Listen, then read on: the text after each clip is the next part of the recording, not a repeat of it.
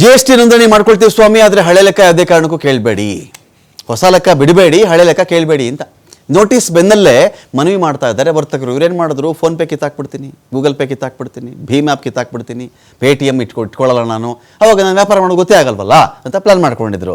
ನೋಡ್ರಪ್ಪ, ಫೋನ್ಪೇನೋ ಗೂಗಲ್ ಪೇನೋ ಯಾವ್ದಾದ್ರು ಒಂದು ಮೆಥಡ್ ಅಷ್ಟೇ ಅದು.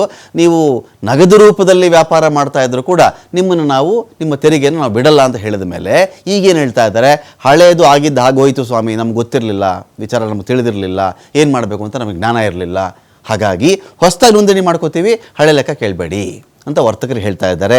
ಹಿಂದಿನ ವರ್ಷಗಳ ವಹಿವಾಟಿನ ದಾಖಲೆ ನಾವು ಇಟ್ಕೊಂಡೇ ಇಲ್ಲ. ಯಾರು ನಮಗೆ ಸಾಲ ಕೊಟ್ಟನೋ, ಯಾರಿಗೆ ನಾವು ವ್ಯಾಪಾರ ಮಾಡಿದ್ವೋ, ಎಲ್ಲಿ ಸರಕು ತಂದ್ವೋ, ಯಾರ್ಯಾರು ನಾವು ಅದನ್ನು ಮಾರಿದ್ದೀವೋ, ಯಾರ್ಯಾರು ಈ ಒಂದು UPI ಆ್ಯಪ್ಗಳ ಮೂಲಕವಾಗಿ ನಮಗೆ ಹಣ ಪಾವತಿ ಮಾಡಿದ್ದಾರೋ, ಈ ಲೆಕ್ಕ ಎಲ್ಲ ಗೊತ್ತಿಲ್ಲ ಸ್ವಾಮಿ ನಮಗೆ, ದಯವಿಟ್ಟು ಅದನ್ನು ಬಿಟ್ಟುಬಿಡಿ, ಹೊಸದಾಗಿ GST ನೋಂದಣಿ ಮಾಡ್ಕೊಳ್ತೀವಿ, ಮುಂದೆ ಎಲ್ಲ ಲೆಕ್ಕ ಇಟ್ಕೊಳ್ತೀವಿ ನಾವು ಅಂತ ವರ್ತಕರು ಹೇಳ್ತಾ ಇದ್ದಾರೆ. ಸಮಸ್ಯೆಗೆ ಹಾಗಾದರೆ ಪರಿಹಾರ ಏನು? ಯಾರೆಲ್ಲ ನೋಟಿಸನ್ನು ಸ್ವೀಕರಿಸಿದ್ದಾರಲ್ಲ ಅವರಿಗೆ ಗೊಂದಲ ಬೇಡ, ನೋಟಿಸ್ ಬಂದಿರುವ ಕಚೇರಿಗೆ ತೆರಳಿ ವಿವರಣೆಯನ್ನು ಕೊಟ್ಟುಬಿಡಿ. ಈಗಲೂ ಕೂಡ ನೀವು ಬಂದ ತಕ್ಷಣ ಗಾಬರಿ ಆಗಬೇಕು ಅಂತೇನಿಲ್ಲ.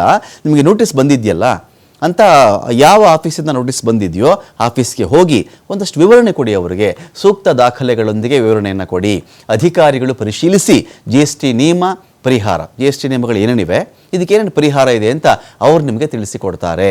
ತೆರಿಗೆ ವಿನಾಯಿತಿ ಇರುವ ಸರಕು ಮತ್ತು ಸೇವೆ ಹೊರತುಪಡಿಸಿ, ತೆರಿಗೆ ಕೆಲವನ್ನ ಎಕ್ಸಂಪ್ಷನ್ ಇದೆ, ಅದಕ್ಕೇನು ತೆರಿಗೆ ಕಟ್ಟಂಗಿಲ್ಲ ನೀವು, ಅದು ಗೂಡ್ಸ್ ಆದರೂ ಅಷ್ಟೇ ಅಥವಾ ಸರ್ವಿಸ್ ಆದರೂ ಅಷ್ಟೇ, ಅದನ್ನು ಬಿಟ್ಟುಬಿಟ್ಟು ಬೇರೆ ಯಾವುದೆಲ್ಲ ತೆರಿಗೆದಾಯಕ ವಹಿವಾಟಿಗೆ ಮಾತ್ರ ತೆರಿಗೆ ನಿಮ್ಗೆ ಹಾಕ್ತಾರೆ, ತೊಂದರೆ ಆಗಲ್ಲ ನಿಮಗೆ.